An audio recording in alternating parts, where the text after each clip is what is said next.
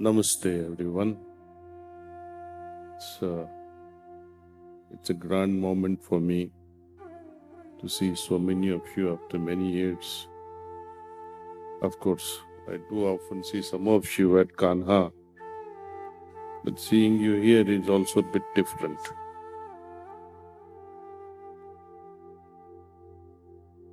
I find during the meditation that you guys are not lazy. You are really working towards your own evolution. That makes me really happy. And of course, the sitting itself shows the results.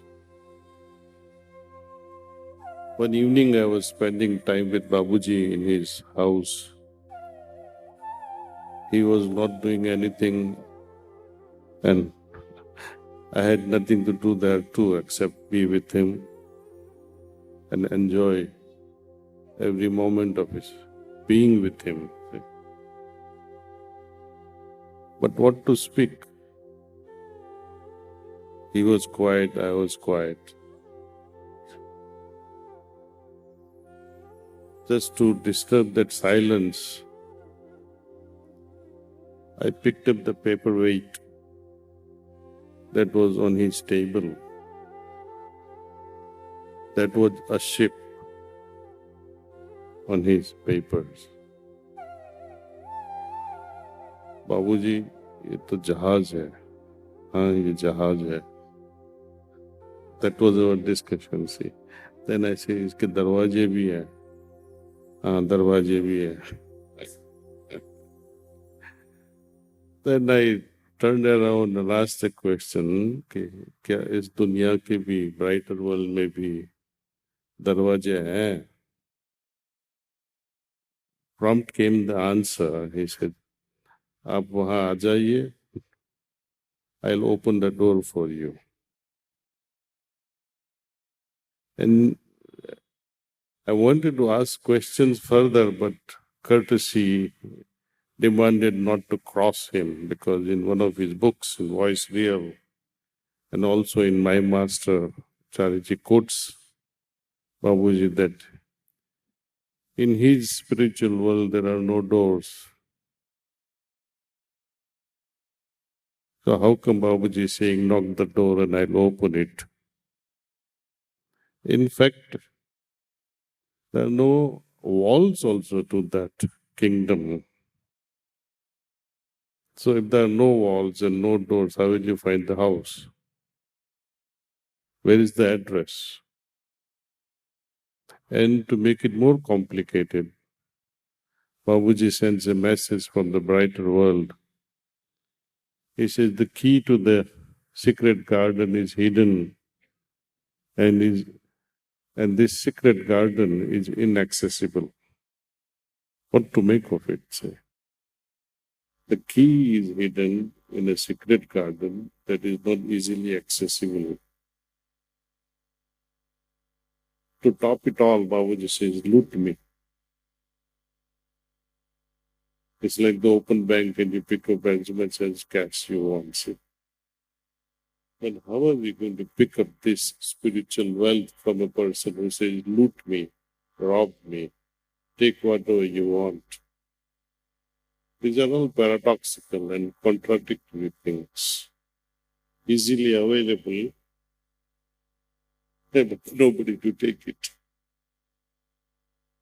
Vajigi just making waves with such stories? Not really.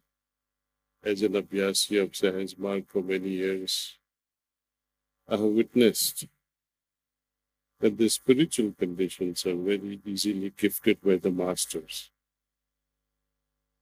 Very easy. I would say it's like breathing. You don't have to make effort, it just happens. Don't interfere.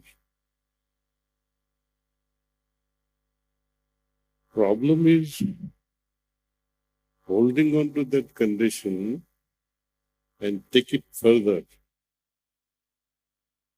Because the spiritual conditions are like seeds, as I was mentioning during the Bandara.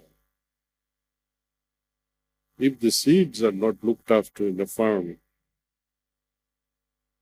they wither away unsprouted. Even if they grow,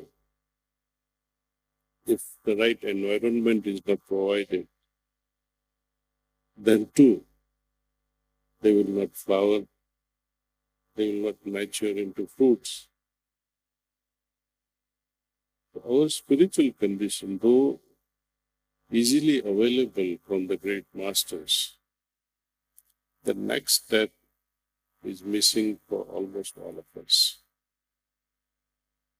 and which is the biggest tragedy. If we can learn how to go to the next step, holding on, let's start holding on to condition. Try all that you want. Go into a silent zone and try to hold on to it, however artificially, and see what efforts it requires. Or no efforts are required if you love that condition. If you fall in love with such spiritual states, then you will not require any effort.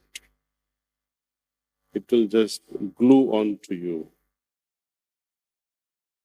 Like constant remembrance, Babuji says it's very easy. But easy for whom? He says, glide on the waves of this constant remembrance.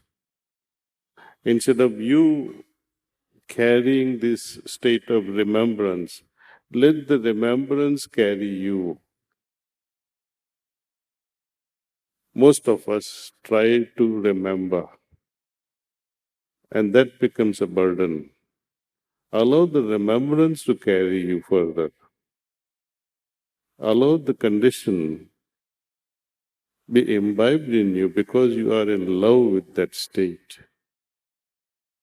But to do wrong things, to do unwanted things, when we rub off that spiritual state, let me do this wrong thing, you just keep quiet for some time. We say, Babuji, piche hato.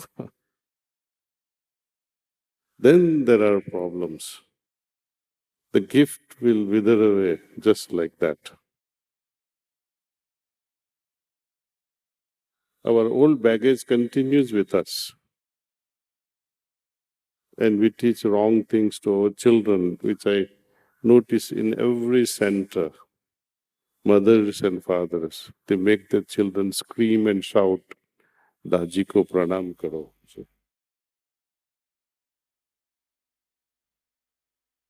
Instead, why don't you stand silently, observe, try to feel, tell your children, try to feel what happens inside you, rather than shouting and screaming and giving the flowers to gift. This is wrong training. Even adults, they scream. Even old ladies, they can't even walk and they try to fall at my feet. They are like my mothers. So this old baggage is very heavy. And with such old baggage, which is like a stone, how can the seed under that stone get a chance to sprout? It will die. It will not even get an opportunity of sprouting, let alone become a giant tree. Our old habits are very dangerous. Old baggage. You know the Newton's law. Things in motion remains in motion until force is applied. And the law of inertia. Things at rest will remain at rest. Old habits die hard. They remain with us in a state of inertia. They're difficult in a way that they don't allow any new thing to develop within us. Even though the new spiritual condition is so fragrant, so beautiful, but these habits they die hard. The existing habits are like weeds. They don't allow the new sprout to grow. So we have to consciously get rid of it or ignore the old and allow the new to sprout and grow there. It is what is required is our attention. Our attention towards the new spiritual state we have gained, we have been gifted with. We don't even know how to loot the master. So he keeps giving.